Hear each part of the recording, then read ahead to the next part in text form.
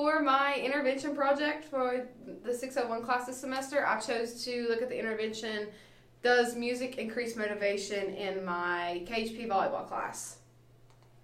So I chose this intervention because coming from an educational background, it's kind of perceived in the field that music can help increase student motivation, but I hadn't really looked at it super closely to know if that's really true. So that kind of sparked my interest by being able to prove if motivation was in fact a factor in motivation within a sports or physical education setting.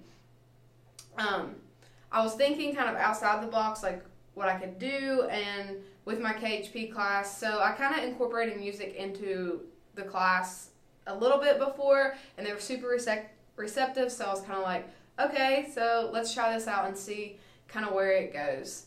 The purpose of this intervention was to see that if playing music in my volleyball class helped to increase motivation or encourage students to participate more in class. So the research question seeking to be answered is, does playing music in a sports class increase motivation?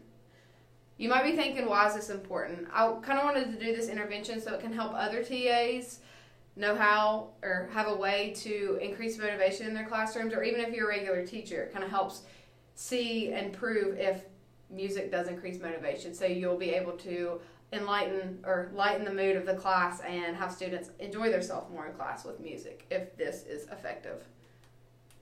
So what does the literature say? There have over the years been a little bit of studies done to show if music is indeed a factor of motivation in the physical education setting. So the first study I looked at was by David Barney and Francis Plavin in 2018, so just this past year. The objective was to provide further information about PE teachers' perspectives of incorporating music into the classroom and kind of the influence that the music had within the students and the environment as a whole.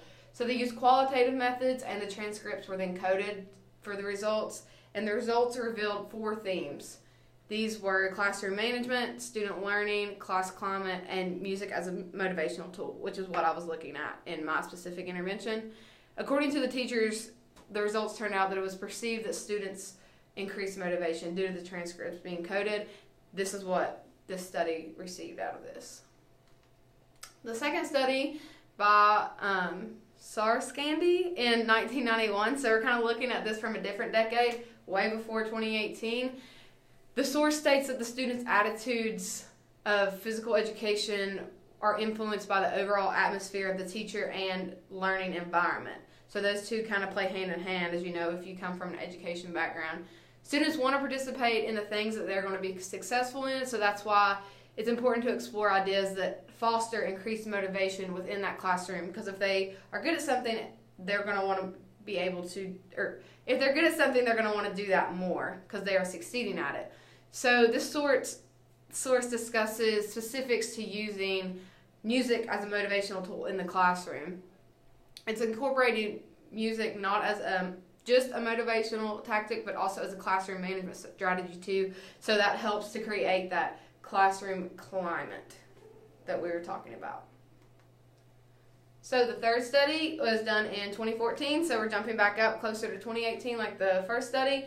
The objective of this study by Johnson wanted to give insight into how music affects the brain and learning, and also how motivational music is used in exercise settings. So exercise, you know, physical education, sports class, all of that incorporates some kind of physical activity and physical exercise. So kind of looking at how that affects the brain, something that we're not super subconscious of within ourselves. So music is able to help guide the body through effective muscle memory. So you kind of hear a song. It's kind of like when you hear a song, memories come up.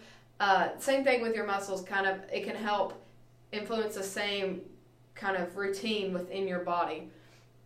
The environment too, just like the previous study, it's more fun and increases intrinsic motivation within the brain. It was suggested that the study the music should be high tempo to increase motivation and assist in skill learning. I thought this study was really interesting because it talked about how music can help an individual or student increase their skill learning. So it kind of works in your brain somehow to help you be able to retain these skills that you're learning as you're listening to music as well.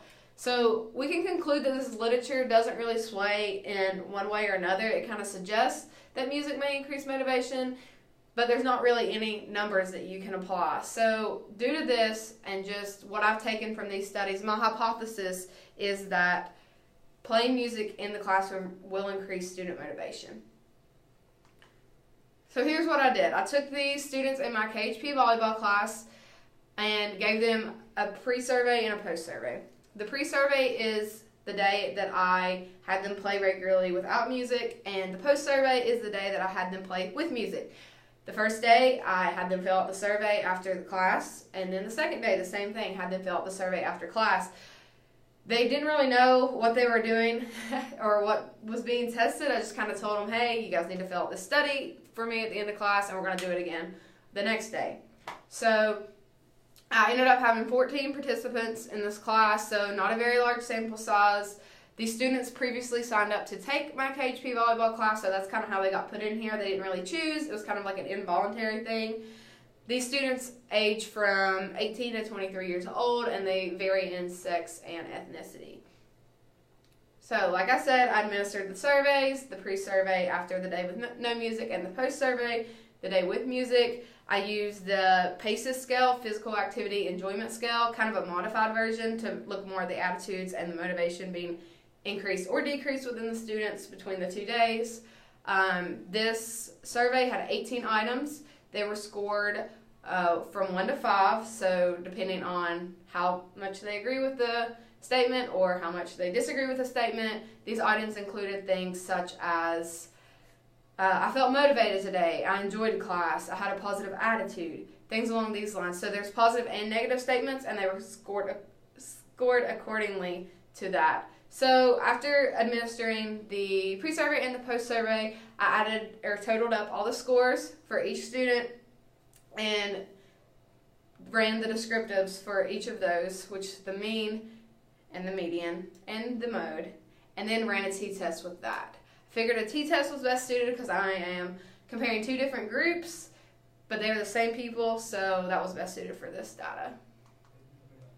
So, as it turns out, after calculating and crunching all the numbers, that this intervention was proved to be statistically significant. We ended up with a p-value of 0.00019591. So we know that if the p-value is less than 0.05, then we have statistically significant results. If you look at the mean of the pre was 56.07, and the mean of the post was 78.57. So after I kind of looked at those numbers, the descriptives, I was kind of like, oh yeah, I think that this really is going to be statistically significant, but we know in research and statistics that we don't really know until we run the t-test. So I'm very happy to report that we were able to see statistically significant results, which means that music is a factor in increased motivation within my classroom. So what does this really mean? The question that the intervention was asking was that if music being played during class would increase the motivation of participants in my KHP volleyball class. So like I just said, the results deemed to be statistically significant. There was more of an increased motivation and better attitude in the class where I played the music versus the class where I did not play the music. So what does this mean for future research and implications? The first thing that I would say would be is to gather a larger sample size. 14 is kind of small. I think it's a good start, but if you wanted to really see if this was effective in a larger setting, you usually have more students in a regular classroom, so I would suggest using a larger sample size. I also used a qualitative method for this. I think it would be beneficial to use a qualitative method approach, so that way you can gain kind of more insight on how they feel more so. And yeah, so I think that overall I'm super happy with the results. We were able to see a statistically significant difference in between the music and the non-music. So I think in the future this is something that can definitely be implemented within KHP courses and also as a teacher in general in a physical education setting. Thank you.